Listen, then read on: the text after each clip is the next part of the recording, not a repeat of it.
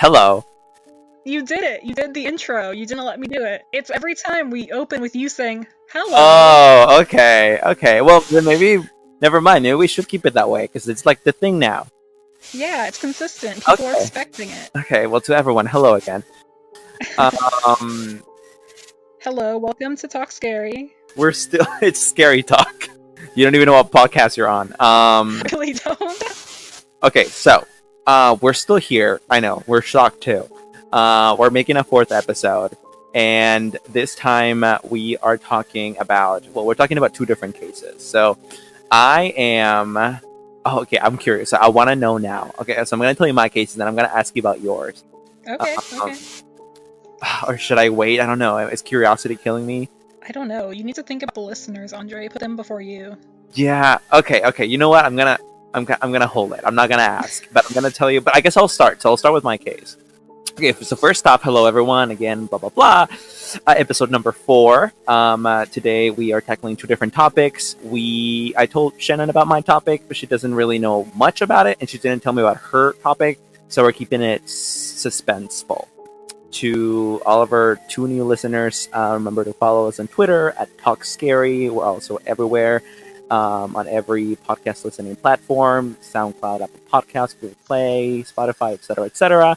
You can find us as Scary Talk Podcast. And again, welcome to episode number 4. Shannon, are you ready? I am so ready. Okay, so today I am talking about Our Lady of Fatima. Slash the Miracle of the Sun event. So, Our Lady of Fatima it's a title given to the Virgin Mary, but it's based on a number of appearances that happened in the early 20th century. So apparently, Virgin Mary, the reason she has so many names, and I didn't know this before doing research for this, is because the reason she has like so many names across cultures is because like it's all the same Virgin Mary, but she appears in different like towns and stuff, and so all of a sudden she's named after that town for the people of that town. Like that's how those people recognize her now, which I guess is smart. That I'm sure makes the people of that place connect to. I don't know. It makes sense in my head.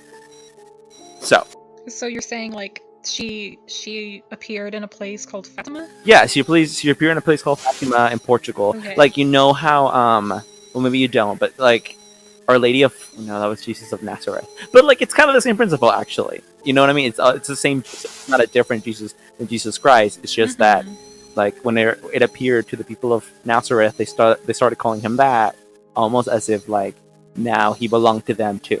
I don't know. It's like I don't know. I guess it's kind of endearing. Yeah. So anyway, so to recap, really, Virgin Mary appeared to 3 children in a rural area of Portugal in the early 20th century in this town called Fatima, and these kids saw Virgin Mary like a couple of times, and each time, well, actually, before they saw the Virgin, they did describe apparitions of this angel, but then they started seeing the Virgin, and the Virgin talked to them and told them some secrets. Told 2 of the kids that they were gonna die pretty soon, and told 1 kid that they were gonna stay alive longer. So pretty creepy. That's No, weird. and it came through. It came true. So 2 of the kids. Yeah, I feel like I'm getting ahead of myself, but okay. In the spring and summer of 2016, 9-year-old Lucia and her cousins Francisco and Jacinta were herding sheep in this town of Fatima in Portugal, and they claimed to have been visited by quote unquote an angel of peace. And this angel of peace, according to them, taught them prayers and how to make sacrifices and spend time like loving Jesus, basically. Then, beginning in the spring of the next year, 1917, these children reported starting seeing Virgin Mary. So no longer this angel, but the Virgin. And the Virgin described her as quote unquote the lady more brilliant than the sun. They reported a prophecy that the Virgin had given them that prayer would end the Great War. So this was during the time that World War One was going on, and that on October 13th of 1917, the Virgin was going to perform a miracle so that all may believe, basically. And she did. I mean, well, I guess really that's the point of contention here, whether that did happen. But I'm more on the side of. I don't know. I feel like this podcast is gonna make me discover what I'm on the side of because I kept like going back and forth in my head. So that's the background basically. Like there's stuff that's interesting that happens after when the kids, well, one of the kids, the other two died. When one of the kids is older, Lucia is older, and after the October um 1917 miracle, but really like the big thing that defines this case, this situation, is that was like the height of it. That miracle that happened on October, what did I say? October 13th. October 13th of 1917. And what that was what is now called the miracle of the sun or the miracle of Fatima. So these kids saw Virgin Mary. Virgin Mary told them things. The kids told their families, but the families ridiculed them. One of the kids' mothers actually told her neighbors, kind of making fun of her kid, saying, "Oh, my kid's crazy." And shortly, everyone in the village knew about this, and the newspapers picked it up. And then, before you know it, on October 13th, 1917, like the town of Fatima, like at a specific spot, like thousands of people congregated to see this alleged miracle that was going to take place, that the kids prophesied. Or rather, the Virgin prophesied and told the kids about it. And this is what's called like the miracle of Fatima. So thousands of people in this place. They stare at the sun, and all of a sudden, the sun starts doing crazy things, and they they say that the sun was dancing and zigzagging in the sky and careening towards the earth, and it was like emitting multicolored lights. It was crazy. Questions so far? I don't know, because I guess it's just like it's one of those situations where you just have to believe the people because they saw it. Like thousands of people were there. Yeah. And then like the kids said that this happened, like the Virgin told them this. But also it's like, but if you don't, like you just be like, well, I didn't see it, there's no proof, you know, like I'm kind of on that side, I think. But I mean, I want you to keep talking. I want you to convince me. Okay. So, actually going back to more of the kids' background, just to kind of lend some credibility, I guess, if I can. So these kids were young. They were like 9 and 10, and one of them was like definitely under 10 too. So these were young kids. They had really no reason to lie, I guess, besides wild imagination. But I don't know. I don't know. I guess maybe I've seen too many horror films, and when kids say creepy things, I just whenever I think like if my kid ever said something creepy, like I'd believe my kid. Like I'd go check under the bed, Oh my god. closet, because like like how many times can you make that mistake? You know, I feel like if anything, movies are there to make that mistake for us. Thank you, movies. So anyway, so these kids were herding sheep, blah blah blah, in the early 20th century. They start seeing visions. Well, they start seeing the Virgin Mary allegedly, this angel, and then the Virgin Mary. The Virgin Mary. One of the things, like I said, one of the aforementioned things was that. She revealed, the Virgin revealed that Francisco and Jacinta, so Lucia's two cousins, this boy and this girl, would quote unquote be taken to heaven soon. This is according to Lucia. That this is what the Virgin said, but that Lucia would live longer in order to spread the Virgin's message and devotion to quote unquote the Immaculate Heart of Mary. So basically, the Virgin Mary. And these kids died. I think it was in 1920, yeah, a couple of years later, yeah, 1919 actually, 1919 and 1920, they died. So the boy died in 1919 at the age of 10, so he was actually 9 at the time of the apparitions. And then Jacinta, the girl, died in 1920. Do you know how they died? And she was 9, yes. They died because of the flu pandemic that began in 1918.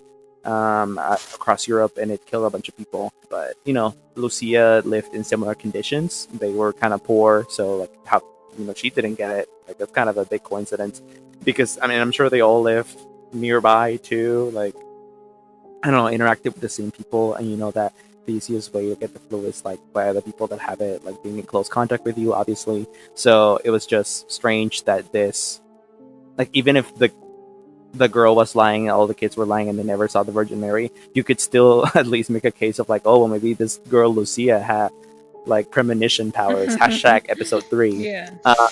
So that's pretty creepy. Like a year later, they both died. And you could say, oh well, a lot of people died in that flu. Yes, true, but Lucia didn't die. The fuck. So actually, she didn't die until she was 97 years old. So she got lucky. Kind of sucks. Like super sad that these kids died at ages 9 and 10. Anyway, so back to the kids being alive. They are. This prophecy is foretold. The two of them are going to die. But two of them are going to quote unquote be taken to heaven. But one of them is going to stay on Earth because the Virgin needs them to spread a message. And then later on, Lucia says that in like later apparitions, the kids were still alive though. So this was between 1917 and 1918. The Virgin Mary wasn't just telling them, oh, it's important to pray and this and that anymore, but was giving them like solid, concrete secrets, apparently. And these secrets went on to become a point of contention, basically. And they were, I guess I should unravel this. So the Virgin Mary gave these 3 kids 3 secrets. 2 of them died, so the only one that was left with the secrets in the end was Lucia. The 3 secrets of Fatima. So, Sister Lucia. Oh, she became a sister, I forgot to say. So, this little girl, the one that survived, she wanted to become a nun, and she wrote 4 memoirs, 2 of them earlier in her life, around the 1930s, and the other 2 in the 80s and 90s when she was way older, like in her 70s. She wrote these memoirs about what happened to her and her cousins, these Virgin Mary apparitions, basically.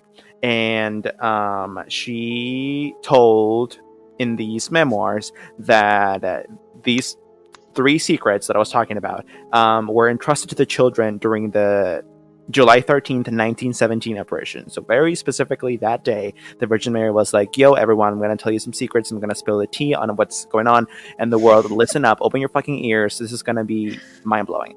And yes, they opened queen. those ears. Thankfully, the one girl didn't die because, damn, we wouldn't have gotten to know these secrets. Now, the secrets in retrospect don't seem that amazing, but, like, keep in mind this was the early 20th century, and if, like, people had found that about these, then maybe they would have been really shook. Oh yeah, I forgot to mention these secrets didn't come to light until like way later, because the Catholic Church heard about this and was like, "Oh no."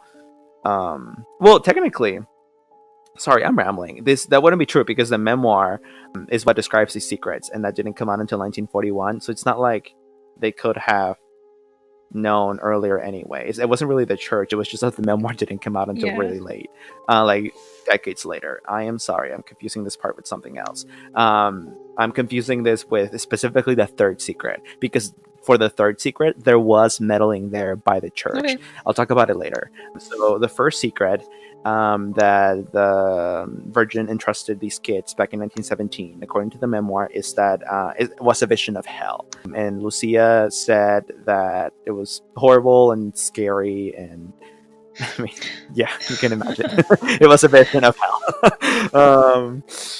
And the 2nd secret, which I think is really, really interesting, was that according to the Virgin Mary, the second war, there was going to be a second war, basically. She was saying that unless like peace was brought to the world and the Great War, World War I, came to an end, there was going to be another one. Like if people didn't stop offending God, basically, there was going to be a second war, and that the second war, would be quote unquote presaged by a night illuminated by an unknown light as a great sign that the time of chastisement was near. And immediately I thought Cold War. And the reason I made that connection is because Virgin Mary allegedly also said that in order to avoid this, Mary would in time return to ask for the consecration of Russia to the Immaculate Heart of Mary. So this is really interesting because this gets kind of into politics, so not very scary talk of me, but I was a political science major, so fight me. like long story short, in the early 20th century, Portugal had just become a secular republic. It was established back in 1910, and when this happened in 1917, and like so much attention was being like brought to it, like government officials actually took custody of these children for a time and like put them in jail because they Oh my thought that they god. were just inciting. I guess revolt is a word, but they were basically like inciting this kind of, I don't know, feeling of rebellion among the population by being like, "Oh, fuck secularism! Actually, Virgin Mary's talking to us. She's real. Like, come see her miracle." And the government was like, "We're not having that." Oh my Yeah, so goodness. they took this like prepubescent children to jail for a couple of days, and the reason and Russia at the time was also very secular. Like it was still the Soviet Union. It was a very secular territory, and like I guess Russia and Portugal were just fine. But if all of a sudden people thought that this is how Portugal thought, like if all of a sudden Portugal was thinking this way, then the relationship between Portugal and Russia would be damaged. Or even if it wasn't damaged, it wasn't a good look because Portugal's new republic stood on a lot of these principles of secularism. So you didn't just want these crazies running around saying all this kind of shit. And it was also so anyway. That's that. But because Mary in this second secret to me, because she mentions Russia specifically, that's what Mhm. made me think of, oh well, the Cold War, when she said that this second possible war would start with quote unquote a night illuminated by an unknown light. I was like, oh well, a nuke. Oh, Um, wow. Interesting. yeah. So anyway, yeah. Side note: a lot of critics take this second secret and basically posit it as these kids were just spouting anti-communist propaganda that they got from church because like the Catholic Church didn't like that Russia was so secular, so the church must have like infected the children's minds or like planted this idea that the Virgin Mary told them that Russia needed to be consecrated to Virgin Mary because they wanted to give like Russia a big middle finger or something. I don't know. I think that's too complex. Isn't it also possible though, like I don't want to be like too skeptical or anything, but so you said that these secrets weren't revealed until like 20 years later when she published her books. Maybe Mhm. maybe people were like, this isn't snazzy enough, you need to give us something more interesting, so she came up with those secrets, like maybe she made that part up. I'm not saying she made up the miracle of the sun part, but maybe like later on, sister needed to pay those bills. I mean, maybe, but then why would the third secret be so underwhelming? Which, onto the third secret. And this one is Okay. good, it's juicy. So, okay. So, the third secret, according to Lucia, was a vision of the death of the Pope and other religious figures. And it was scary. So, she said that the third secret could be released to the public after 1960. It's not clear that the Virgin told her this, like that this was the timeline that needed to be followed, but that's what Hmm. Lucia said. That like after 1960, everyone was like okie dokie to listen to the secret. The church didn't release the secret in writing until 2000, What? so they were taking their time, and a lot of people are like, "The fuck? Why were you taking your time? Why are you hiding?" Now, here's my thing. Um, I'm sure that the reason they hid whatever they hid was because of political climate. Like that's really the only reason to wait that long. It's not like they needed 40 years to like doctor some document. They don't. You need like a day. That's it. Um, Yeah. so I doubt that's that. But that doesn't mean that I don't think that they actually hid something big. The main reason was probably because if they released this whole thing like in the political climate at the time, oh, popes are gonna be killed everywhere, left and right. Maybe people would freak out. Maybe not so much in the modern era. Who knows? But I also think that there was a big secondary reason for waiting. Well, no, I also think that the whole secret wasn't released. Period. And the reason why I think that is because it's so underwhelming. Yeah. Basically, what it says is, I mean, it's just hard to explain. The actual secret is it was released as a 4-page handwritten text. It was a handwritten text from Lucia, and it was this like description of like an angel talking to Virgin Mary and like bullets and hell and like the whole operation in the sky. Basically, Lucia was recounting what she saw as Virgin Mary was telling her the third secret. It's almost like Virgin Mary put on a play while she was talking. It was really interesting. Really, yeah. So, and she said that she saw like religious men and women going up a steep mountain, and at the top of the mountain there was a big cross, and it was like a whole thing. And from that, she gathered that a bunch of religious figures were going to be killed, and this was terrible news. Blah blah blah. So a lot of people think that the third secret was actually about the apocalypse and like a great apostasy, but that the church obviously didn't want to release this, and they never will. And but they had to release some secret because it had been like 40 years since the secret was supposed to be released. They couldn't sit on this any longer. People were asking for answers, so it is worth to note that Lucia said that by 1960 the secret would be more clearly understood, which is what makes me think that they she didn't release it in 19 well, whenever she released that memoir. What did I say it was? I said it was in the 1930s or 40s. So I understand that. I just think that the church took that one step further and then waited like 40 more years. And it is also worth to note that in 1960, the Vatican published an official press release stating, quote unquote, that it was most probable that the secret would remain forever under absolute seal. So they were hiding the secret back in 1960, but they weren't hiding the fact that they were hiding the secret. So they didn't care that people were going to be reminded that they were actively hiding a secret. So interesting. Yeah, that almost makes me more convinced of it than anything, the fact that they were hiding it, because it's like, well, what do you have to hide if it's not real?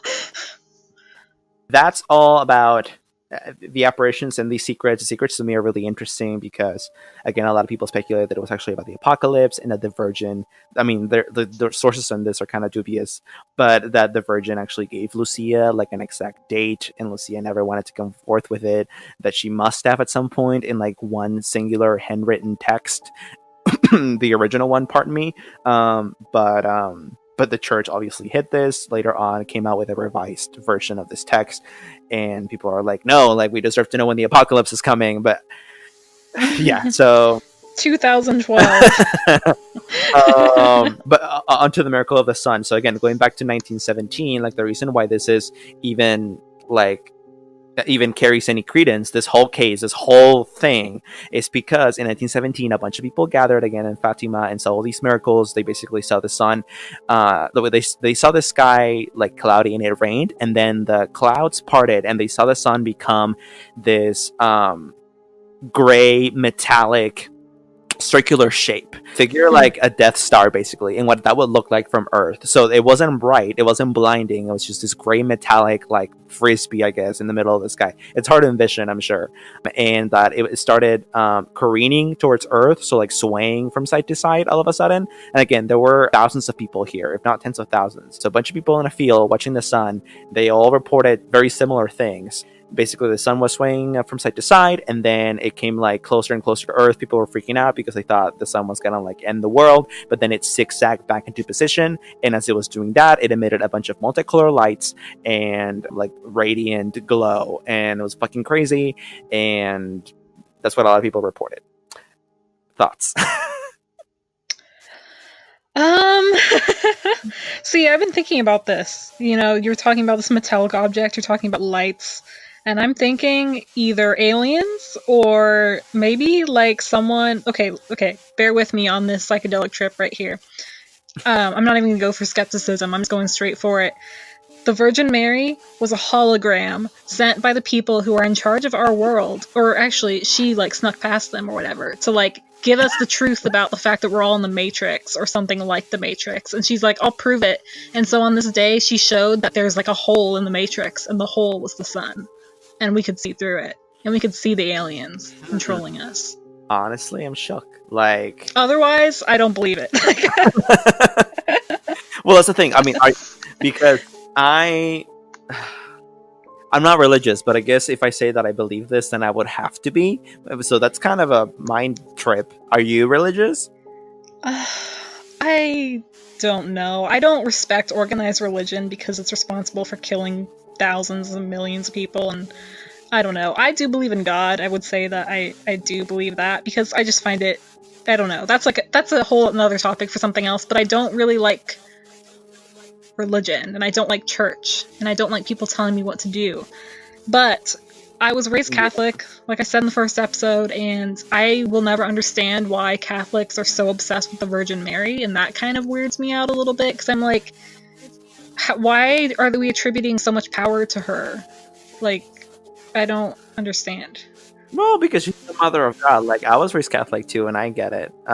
It's very like, oh, what greater? I don't know, like, what greater image of purity is there than like the mother of God, who was a virgin of all Okay, but do you things? think that she stayed a virgin because she was married? She had plenty of time to just let loose, get it on. Her son was out of the house doing God knows what. God knows what. We're not going there. I'm not trying to get So, killed by some fanatic. oh man. I'm Gucci. It doesn't, and Um, if she is somehow but powerful enough, like, why did she choose these kids? And why did she decide to show and give all these secrets away? Like, what's that about? well, like I mean, that is um a theme that is like a thing in Catholic. I'm not I want to call it mythology, but like in Catholicism, I suppose it's like a Catholicism. trope that yeah, it's a trope that the Virgin like shows herself like usually to like it's like children or like poor people. I don't know, people who like live in rural areas, like field workers, like that's like a thing. So I guess it's because they're the most humble and like Hmm. ergo the most. I don't know. I mean, this is you know what I mean. Like I mean, Yeah. Did she identify herself as the Virgin Mary to them, or did they just assume that that's who she they was? assumed kind of. I mean, slash knew because they were also raised Catholic. I feel like. Yeah. Well, I that's mean, kind of what I also mean. Is like, she appeared in, like, what is it, Portugal? yes, Portugal to a bunch of kids who are already Catholic. You know what I mean? Like, yeah, what if she yeah. appeared to a bunch of Asians who are like over there doing whatever? You know, like, would they have I guess interpreted the same way? I mean, again, I don't know. I don't know that I fully believe this. Like the apparition specifically. Mm-hmm. I think what's most interesting. I mean, even if you want to take it to a sociological level or a psychological level, not even paranormal anymore, is the actual miracle of the sun event. Like the fact that Hmm. these thousands of people, this crowd in Fatima in Portugal, saw this crazy event. Like that's what I find really interesting and really spooky because you know what? Yeah, let's forget the fact that it was the Virgin Mary, if it was whatever, whatever. Like let's get spooky and let's talk. Like what you said was great. Like what if it was aliens? Like that's fucking crazy. You Yeah. know, like that's what spooks me because if we're just gonna talk religion, like meh. Um but I think that like the third secret stuff is really interesting, and even though that's within the context of religion, Mm-hmm. just because like what if it was about the apocalypse and like that's so spooky, you know, I don't know more, but there really isn't more. So that's why I'm like that's why the miracle of the sun stuff is what really interests me about this case, and Well, that's what I really it's want to talk about. they also talk about in like ufology and stuff, don't aliens have knowledge to give us? Like, what if that was an alien and those were the secrets? And because they're religious, kind of like Betty Yeah. Andreessen, they were like, this is all related to God. I mean, yeah, like when you said that, that is a theory. Like you're not the first Mhm. person to say that this was aliens. I mean, but then again, people theorize that it's aliens always everything for all things. Aliens are ruining my life. So, yeah, nothing new there. I don't know. I don't know. Don't blame us, blame I the just picture aliens. like I don't know what I picture, but like an alien ruining my life. Like I don't know, constant separations. Like oh my god, can you leave me alone? I need to work. I need to go to the gym. Like Uh, constantly like appearing, giving me knowledge. No, but leaving me shook. So anyway, I mean, long story short, these people saw this. I described what the sun looked like. They all gave very similar testimonies, and That's it. Oh, like, wow, that's fantastical. One person said, quote unquote, I feel incapable of describing what I saw. I looked fixedly at the sun, which seemed pale and did not hurt my eyes. Looking like a ball of snow revolving on itself, it suddenly seemed to come down in a zigzag, menacing the earth, which sounds kind of Hmm. spooky. Like, you think that they'd be like, oh my god, this is so pretty. And it was, but when the, like, gray metallic disc was getting really close to the earth, actually all the testimonies, they're all very similar. At that point they all become terrified. They say like, I was Yeah. terrified and I ran away. And I'm like, oh, that's not very like cute, Virgin Mary. Like, you scare all these people to death. So the Catholic Church eventually recognized this as quote supernatural, Hmm. of supernatural character. um so basically saying, yeah, we believe it did happen and that it was a miracle because it's so supernatural. They say that it was like Hmm. worthy of belief. That was a quote, which is interesting, and it's like cool that if everyone else is gonna shit on these kids, at least the Catholic Church has got their back, you know. um now now this is super duper uber interesting.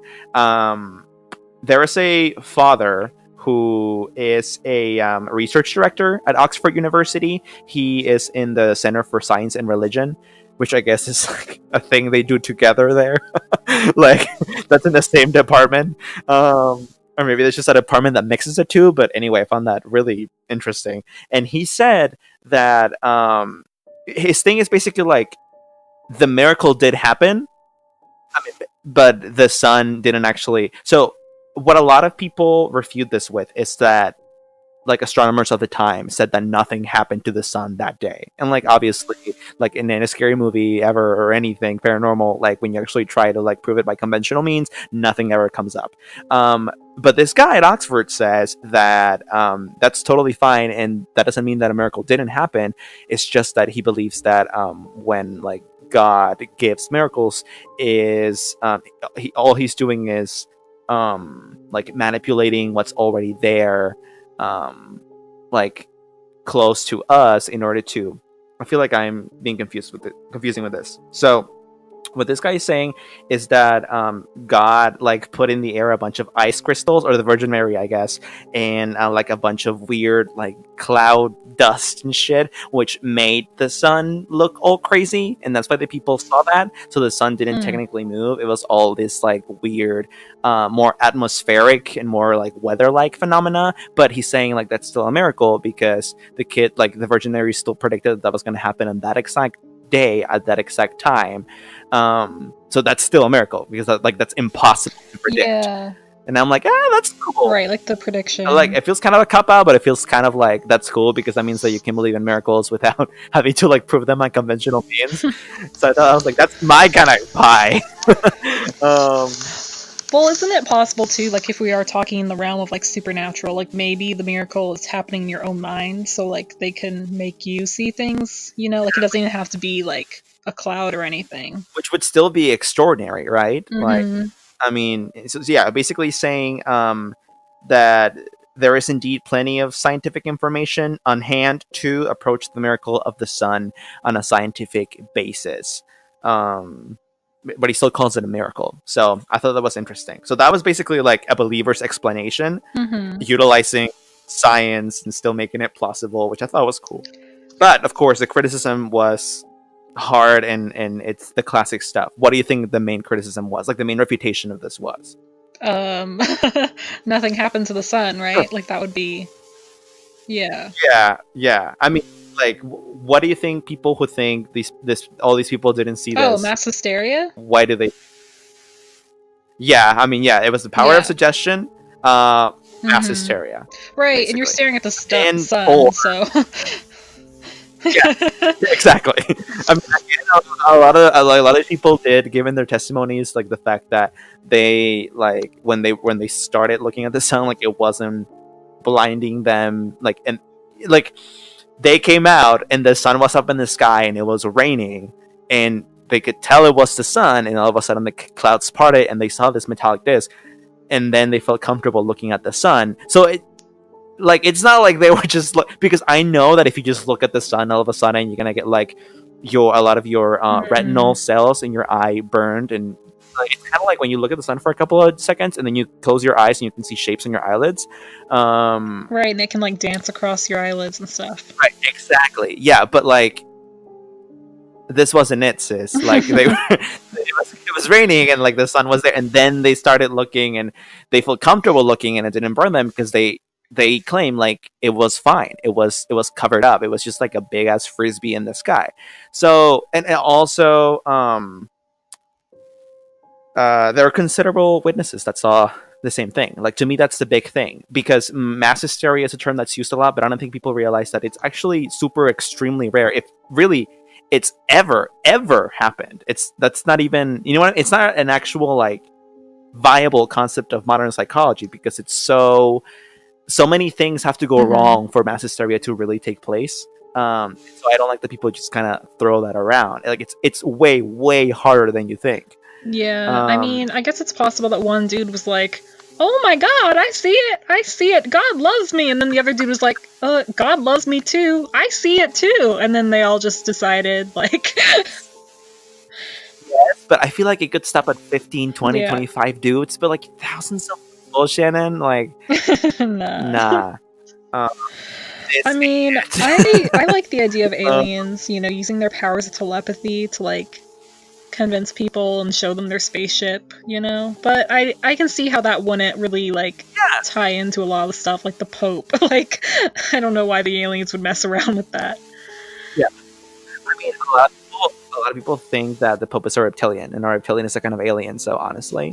Oh, okay, yeah, so it's all coming together then. So yeah, I mean, basically that's my case. This crazy thing happened because these kids saw these crazy apparitions. When the thing happened, people, like, a lot of them coincided that this thing happened. There were some inconsistencies in some of the testimonies, but the people who are taking the testimonies, or rather believers, say that these inconsistencies are to be expected because of the shock of seeing what they saw, and like maybe they don't remember something very well, but like overall, like there was some consistency in what they were saying, like across the thousands of testimonies, and I think that can't just be brushed away.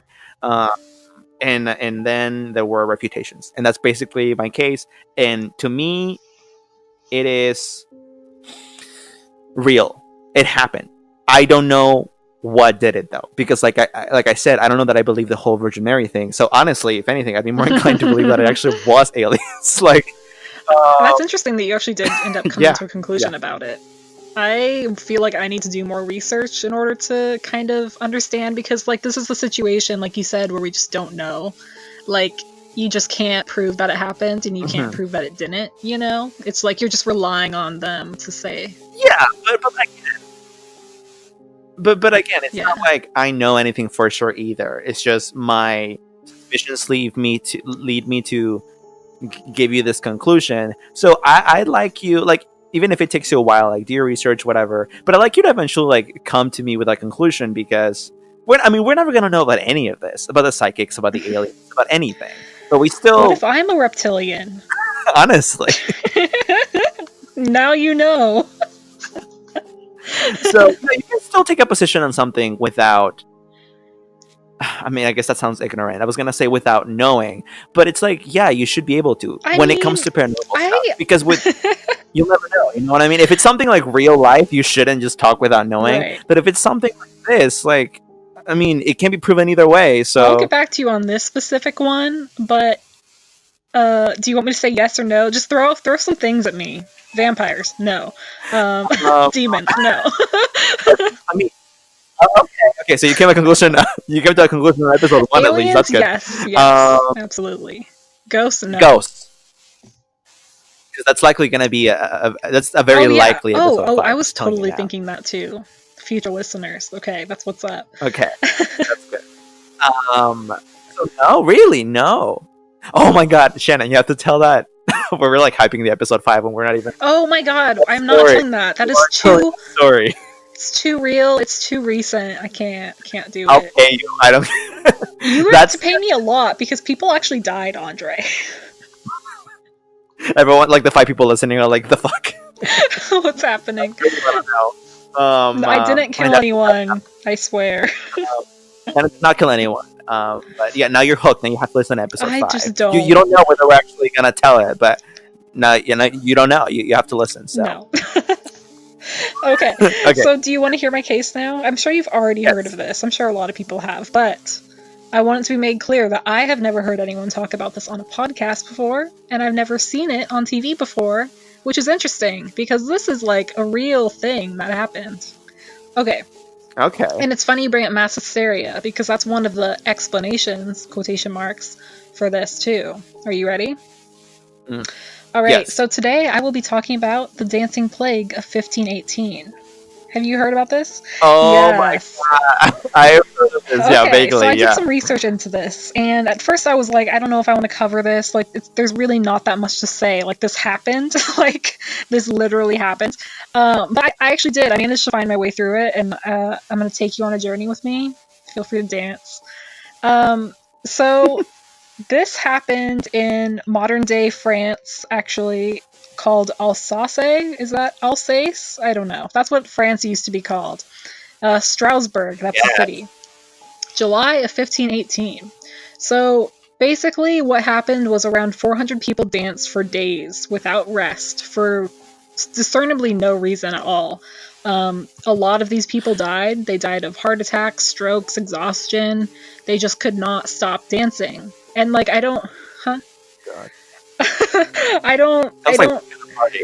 I can't think of a reason why you would dance that hard for that long to the point of death. And that doesn't feel normal to me. I would dare say it sounds more supernatural than anything because that's just weird.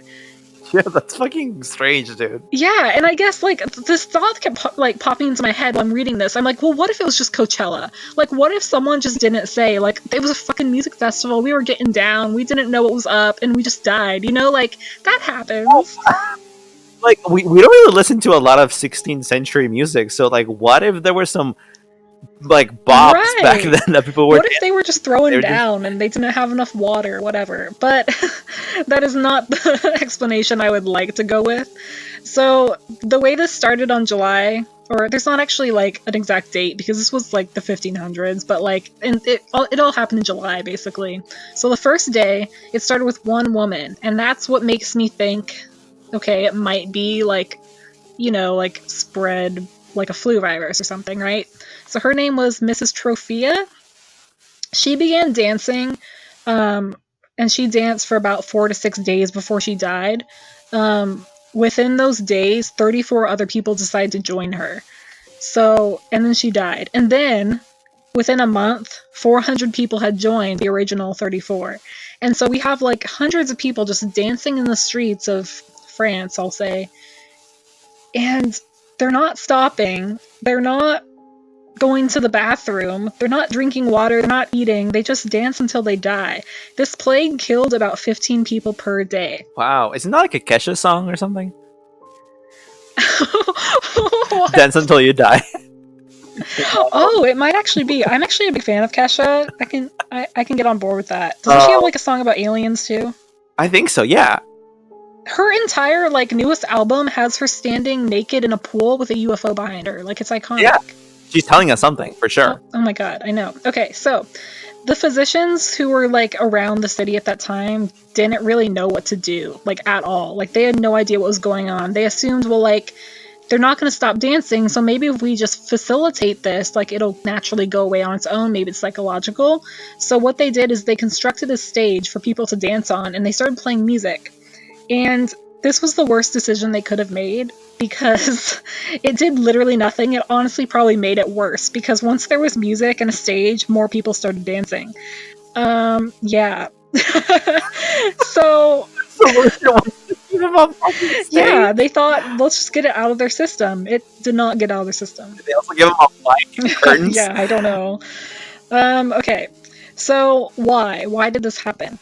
So, one of the main beliefs here is that it was food poisoning from a fungus called ergot. And I don't know about this. So, ergot fungi has ergotamine. It's a chemical similar to LSD. And so they think that they were all just tripping balls, basically. But here's the thing, like, once you start Uh-huh. dancing, how long does it take to get drugs out of your system? Like a day at most? They all danced for like a week before they died, or like 3 to 4 days, you know? Like, so I don't really buy into that. That doesn't really. And like, Hmm. people don't experience drugs the same way, you know? Like, many different people take LSD and see something else or do something else. Like, that's not. Doesn't really make sense. Okay, so the second possibility is that it was a psychogenic disorder added to mass hysteria from stress. And so basically, like, the people in this time and in this city, they were all starving to death, and syphilis and smallpox were very, like, what's the word? Prevalent. Prevalent, yes. Prevalent. People were dying left and right. They were stressed out, like, and so they think that mass hysteria from the stress occurred alongside the psychogenic disorder, which is chorea, and that means to dance in Hmm. Greek. And so chorea is where your body jerks from limb to limb unintentionally. And so I guess mass hysteria, like, that's like you said, like, that's like the catch-all explanation for things that can't be Hmm. explained and happen in groups. But I don't know, like, if I was here in this town and like everyone's dancing until they die, I would just slow around and go back inside. Like, I wouldn't be like, yeah, this is fun, like, let's get wrecked, you know? Like, no. Then again, if you think about it, like, syphilis or Yeah. dancing, like, maybe they wanted to die, you know? Maybe that was it. I don't know. Are you ready for my usual drug trippy crazy theory? I want a sonar thought, please. Oh my god, I have it for you. So this is Okay. actually something that is on the Wikipedia page. Shockingly, they don't go into depth or as craziness as I do, but it's there, and this is how I went down the rabbit hole. So there is a saint, right? You know, like a man, priest, whatever, who was super religious during life. Then when they die, they become a saint. So this particular saint was Saint Hmm. Vitus, Yeah. and Saint Vitus was a patron saint of epileptics and dancers. And so people believe that he would curse you and force you to dance until you die. And so, like, when this was happening Mm. in Strasbourg, sorry, I had to like move my paper. I'm sure that was super loud. When this was happening in Strasbourg, It's fine. people started to think, "Oh my God, it's Saint Vitus. He's so mad at us," and so they would like start praying, and they would start exorcising the victims who were dancing of like Saint Vitus or maybe a demon. And I mean, obviously the people died anyway, but like, yeah, that's something that they thought about. And so, without further ado, I would like to point out that this is not the only instance in Hmm. which this has happened. Um, yeah, it just isn't. There are so many examples of the dancing plague throughout history. And one of them happened in 1278. So this is about 200, 300 years prior to Strasbourg. So in 1278, 200 people danced on a bridge over the River Meuse in Germany, Okay. resulting in its collapse. 200 people. And okay, but here's the really tricky part, man. Many of the survivors that, you know, survived the bridge fall, Wow. they were restored to health at a St. Vitus chapel, and they were fine. Like, that's where they went to, like, get better. I'm just saying. It's a weird coincidence. Okay, I'm gonna have more, don't doubt me.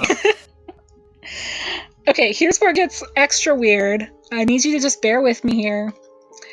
So, this happened in 1418 in Strasbourg, as well as 1518. Okay. That's 100 years prior to the like most documented dancing plague. This one was smaller, I think it was like 30 or 40 people, but it did happen in the same city. Weird. Maybe there was something in the air, or maybe people just had nothing to do back in That's the what I was Middle thinking Ages. about too. So they were Yeah. attracted to crazy people dancing in the street. They were like, "Wait, we have nothing better to do, and we're probably gonna die from like the plague in 10 days anyway." So I'm just saying, maybe it's like a 100-year anniversary of Saint Vitus wanting to like eat hmm. people. I don't know. But anyway, so this happened all over in Germany, in Italy and Holland, mostly during the 1300s. People would just dance to their deaths. Normally in small groups. Like, the reason people talk about the dancing plague of 1518 is that that was the biggest one. But it did happen prior 100 years in Strasbourg as well. And in the 17th century, several women, this is actually documented, several women would go to the chapel of St. Vitus once a year and dance day and night. And some of them did this annually for over 20 or 30 years. And I don't know why they did that, but that's weird. I think that's really weird. Yeah. And then my last theory, and this one just came out of analyzing some random details of the case. And so I really, really hate that this podcast is kind of turning into like me and Andre talking about demons and ghosts and the devil, but I think that this is where we're going, and you know, like That is what it's supposed to be, Shannon. I mean, it could also have, I don't know, because those are the things I don't believe in whatsoever, but because I have knowledge about them, I have to say it. So, we're going down this road. So, during the dancing plague of 1518 in Strasbourg, there was a detail I left out because I wanted to connect it to this small thing. So the detail is that some of the people who were dancing, some of the 400 people, actually a lot of them, I guess, were naked. They were naked. Some acted like animals, making animal noises or walking on all fours. People were having sex during this too, for whatever reason. And there was music and... I mean, because why not? That's right, why. Right. I mean, you're already crazy dancing in the middle of the You're street already naked. grinding. Like, just go crazy.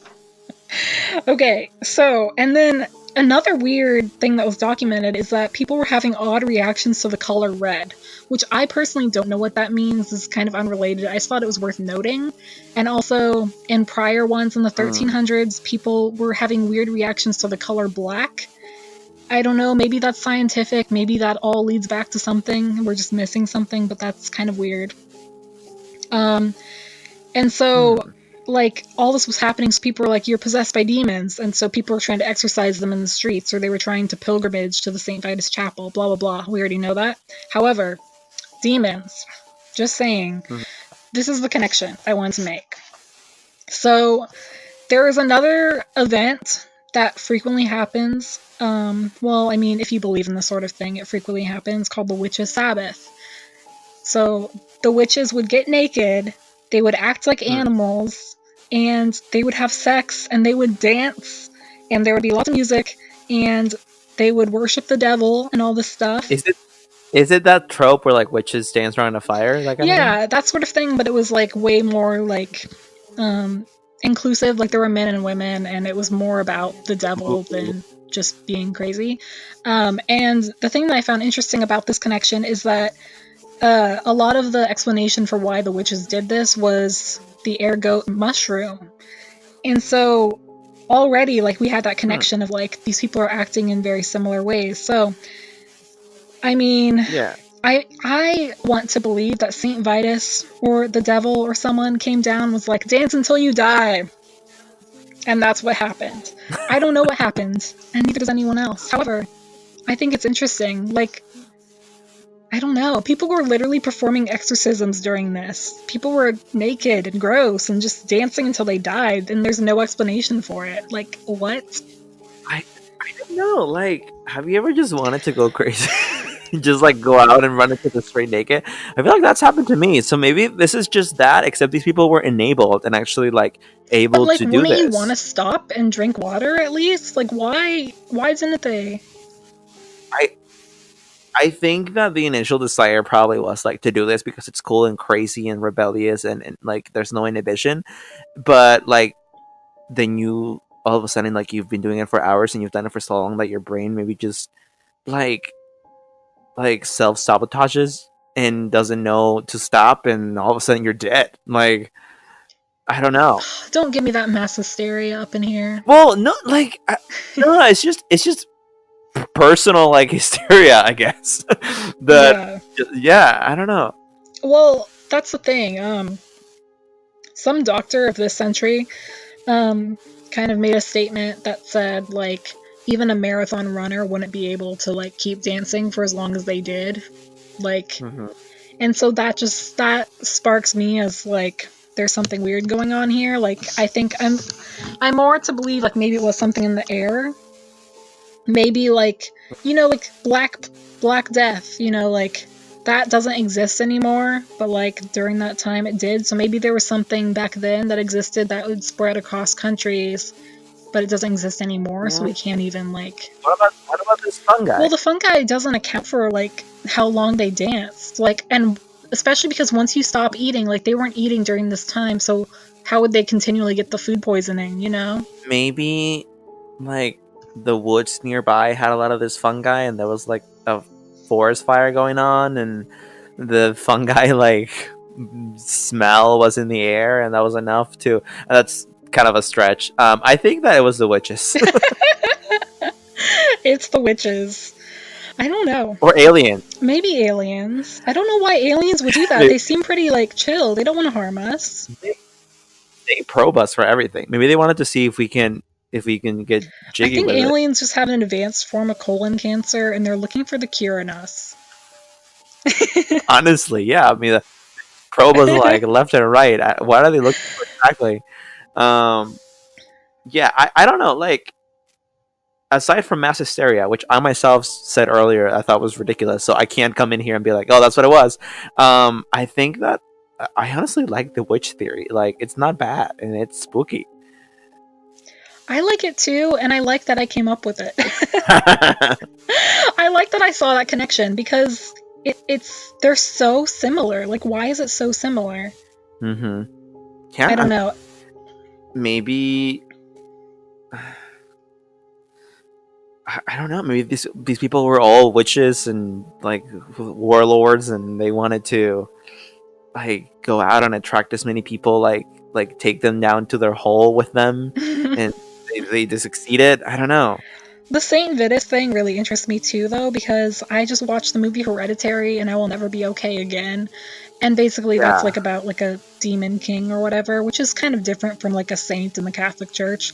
But hmm I don't know, just thinking about if there is an afterlife and you are capable of like having power to do things, like making people dance until they die is like, that's pretty like diabolical and also kind of cool. I guess maybe it's preparation. Like maybe heaven is just one big ass club. Everyone is getting down. I will not enjoy heaven then. I cannot dance. I mean, honestly, dancing till you die. There's worse ways to go, especially in the Middle Ages. Like anyone could accuse you of anything, heresy, witchcraft, fucking I don't know, like adultery, and all of a sudden you have like a rat Oh, burrowing into your God. abdomen. So honestly, like Yeah. that death is kind of lit. Okay, but yeah, and I do, since you want me to take a stance, I do believe in this one, like, especially because we know for a fact it happened. I don't know. I mean, we have the corpses, but also the fact that it Hmm. happened in multiple places over the course of like centuries, like, that's really interesting to me. I don't know. Yeah, so you believe in it. That's great, but again, you don't know you don't know what to believe as far as like what Right, but caused it though. You just know yeah, that I it's don't know what real. caused it. I feel like I'm more inclined to believe this was something supernatural though, because like my ass is so fucking lazy, Andre. You cannot make me dance for 10 minutes, let alone 3 days. Yeah, but you also were not like a commoner field worker in like the Middle Ages. These people were probably like fairly fit, I guess, starving. Fit. But also yeah, emaciated, yeah. Yeah, I mean, And they might have had a rat in their abdomen, like you said. no, you'd see that. um, yeah, I don't know. I'm just kind of puzzled because I'm right there with you. Like, I don't think this was just like psychology gone wrong.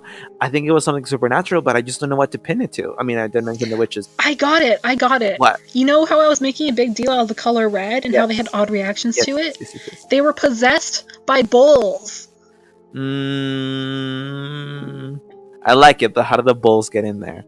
Because bulls always get angry when the guy waves the red I'm flag. just saying, like, are these dead bulls whose spirits like possess Oh, you, like how they get in or there? Well, demons are known to take the form of animals, but that doesn't really help. I it's don't a know. stretch? To be fair, that was just me pulling something out of my ass. No, I know, but I mean, the devil's red, right? Like, Possibly. Well, that makes no sense then, because if anything, they'd be attracted to that color if it was something like diabolical. I don't know. I don't know. I've really, really, I guess in the end, I have kind of polar opinions. Like it's either something diabolical, and I really like the witch thing, or it's like what I told you. Like these people just saw an opportunity and they went out and danced, and it was all innocent and great and games until like people started dying because they just, I don't know, like they started dancing so much, and then your brain gets dehydrated. You get dehydrated, like you can't think anymore, and all you know is to keep moving, and before you know it, you have heat stroke. Like, and people back then were really dumb, I guess. I I mean, just they feel like probably were. in the heat of the moment of the dancing, I'm just like, is this Footloose? Like they just danced, and it's all they had. Like I don't know, but yeah. So yeah, Um, I think you can see like this is not. I mean, they're similar. Like our cases are kind of similar, but also I did struggle a bit. yeah, the mass hysteria angle is the same, but what? Why do you struggle? I don't know. I actually did like a ton of research on this other case before I actually Uh-huh. came to this one, and the reason I came to this one is because actually the Roman Catholic Church. So you know how they basically said that they relatively believe in Yeah. the miracle of the sun. So for the case I was looking into, they vehemently denied the one, and so at that point I was like, I'm gonna find something else. But Wait, what yeah, was the case? I mean, we could use it for a future episode possibly, but Okay. it was about a stigmatic. Yeah, Mm, so okay. Okay. it's yeah, that sort of thing isn't provable at all. Like, Interesting. Okay, I like that. But yeah, that sucks. I'm it's okay. sorry. um, you're picking next week's, and I'm just gonna have to adhere to what you pick because it's your turn now. I mean, my request, of course, is that you stick to something with ghosts, but it really is up to you because we're taking turns I'm here. fine with sticking with ghosts. I was actually thinking about that as well. However, I am not comfortable sharing my ghost experiences. And yes, listeners, I still don't believe in ghosts. Wrap that around your head. I won't. I won't. I won't. I won't push it. But man, that's a good story. I was I'm left just so wary of shaken. people's personal stories about ghosts, and obviously it's like basically all we have, but I really, and I am obsessed with ghosts. Yeah. Like, I don't believe in them, but God, do I want to, because it would be so cool. Like, I just want, like, evidence. I want photographic Yeah. evidence. Like, if you are ready to come up here, let's go ghost hunting. Like, I can think of a few places off the top of my head here. Fuck that. No. um. No. I think I'm totally like I love talking about this stuff, but I'm actually kind of terrified by it. Like in real life, if that were to actually happen, like that thought terrifies me. Like if an alien actually visited, I wouldn't be like, ooh, like lit. I would be like crying in a corner. Same with ghosts. And that's really interesting. I guess it'll be kind of a skeptic, non-skeptic kind of dynamic because I am on the ghost camp. Like boy, oh boy. But anyway, that is going to be for next episode. We're going to leave you guys with that. Remember that you can listen to us everywhere on all podcast listening platforms. Again, we are on Spotify and Apple Podcasts and SoundCloud and etc. TuneIn, Stitcher. You can also find us on Twitter at Talk Scary. We do post a couple of updates here and there throughout the week, teasing you of the next episode's topic, which in this case we just spoiled, but that's fine. And that's it. Shannon, do you have anything? Yes, if you are going to go dancing, please remember to hydrate and pack a lunch. Thank you, Mama Shannon. No problem, anytime. Okay. Until next time, guys. Bye bye. Bye.